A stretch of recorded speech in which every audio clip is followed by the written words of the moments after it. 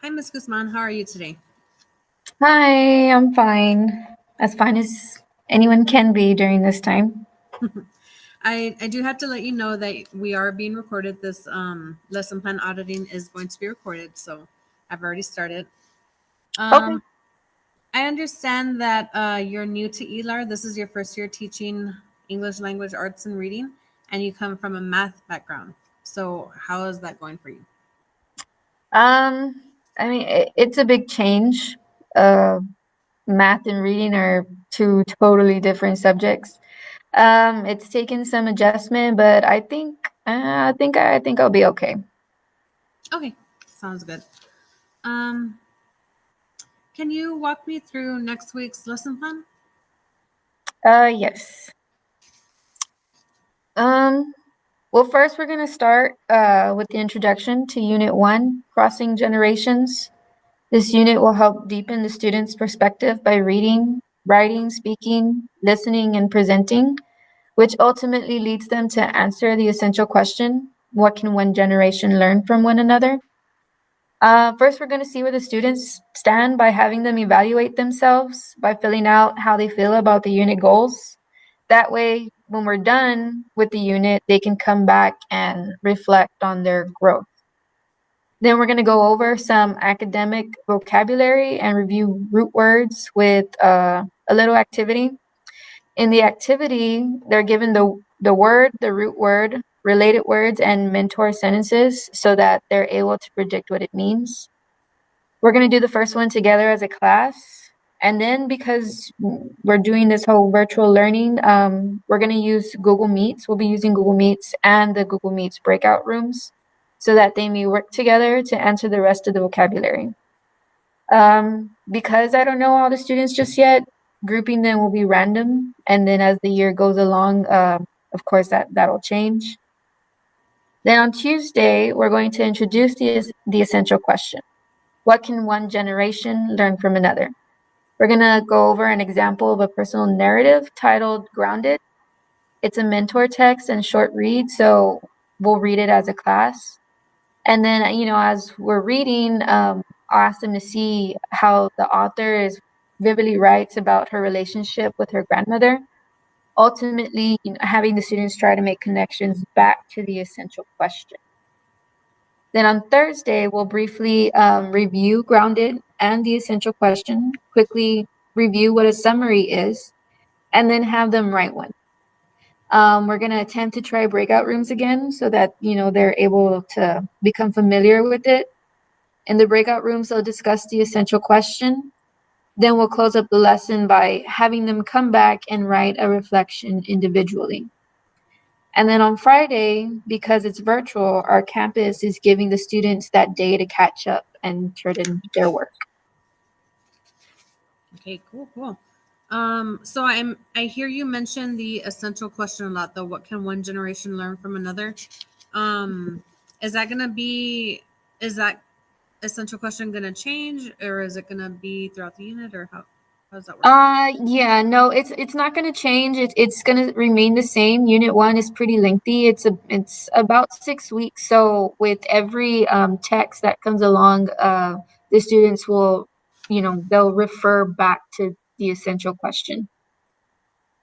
Okay, great. So it's just like embedded in all the stories and poems and Yeah, yeah, that's pretty much the theme of the whole unit. okay. And then I see that the way they rate themselves is like on a scale of 1 through 5. That's so 1 being not very well at all and 5 being extremely well. Yeah, I mean, it'll give us an idea of how they feel about the goals and whatnot. Okay, great. Okay, so by the end of next week or by the end of the first week's lessons, what do you expect students to know and be able to do? Well, I want the students to become comfortable with setting goals. I feel that the intro to the unit will let them know what's to come and what is expected of them. It's sort of a refresher. Unit 1, again, it's pretty lengthy. It's about 6 weeks. So they'll continue to refer back to the essential question. I want them to be able to set a purpose for reading. I know that in the sixth grade, the format in which they learned is, similar to ours. So I don't think there's going to be much of a gap. Um, Today we had a training with Region 20, and in this training, we were able to talk to the sixth grade teachers, and they were able to pretty much let us know where they left off. We use similar textbooks, and the textbooks are pretty much aligned. It's all the teaks and the genres all in one unit. It's not like they're using a new teak for each unit. Each unit is composed of all the same teaks. So, every unit they're seeing the same teaks. It's just a different theme. Okay, so that's great. So like each unit, like the first one is crossing generations, right? You said. Yes. So the Yeah. first one's crossing generations, and it has the similar or the same essential question throughout the unit. So all Mhm. the texts are related to that somehow, Yes. and they're different genres, antiques. Yes. Correct. Okay, that's awesome. So they get to touch on everything, even after when they're done with unit one. They pretty Mhm. much touch on every genre antique, and it just kind of repeats throughout. Yeah. Yeah. They're able to see the same teaks throughout each unit. So, like I said, it's not like they're learning something new. It's just ongoing, I guess. Oh, that's great. So then that means that like last year when they left early after spring break, they had already kind of touched on everything. So hopefully this year won't be too hard to close that gap. Yeah, we hope not. It's been 6 months without it, so I mean, I, it's not too much of a gap. We're hoping it's not too much of a gap. Yeah. Okay. How will the instructional strategies provide opportunities to address all students' learning needs? Well, because this is virtual, as far as addressing their needs, we have an aide who will also be in the class helping out with the students and their questions. So like while I'm lecturing, she's just, whoever the aide is just, monitoring the session as well. The breakout rooms also lets them discuss their ideas and questions with their peers. Then, if there's any misconceptions, we come back together as a class for a whole group discussion. Um, Being able to rate their goals is also help. It also helps with self-monitoring their goals. And then having them write a summary will also give me some sort of baseline data to see where they're at. Okay, great, great. So yeah, so every student's needs are being met. If they do have a question, like especially the students who would normally get inclusion, that's kind of like who we're worried about, right? Yeah. So having the aid to see those questions can like, and they can even message them privately, correct? Yes. Yes. Yes, they can. Okay, that's good. That's good. Um, in what ways do the activities, resources, technology, and instructional materials align to the instructional goals? Uh, in our case, we have no choice but to use technology to deliver our instruction through Google Classroom.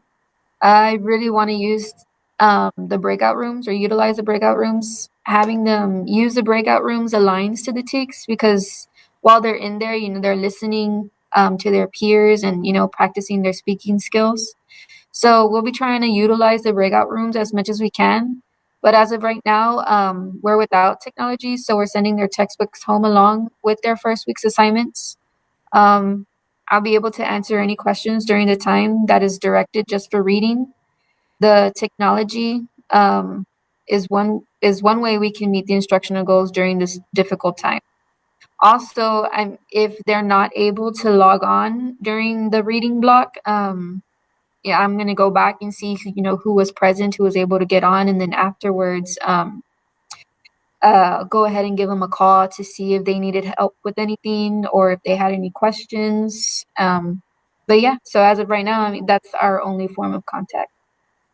Okay, so it sounds like you've really made it available to these students, like they can log on still, or if they don't have a smartphone or a device, if they have at least a regular cell phone or telephone, then they can Mhm. just call and you can kind of do like a one-on-one tutorial with them. Yeah, exactly. Okay, good.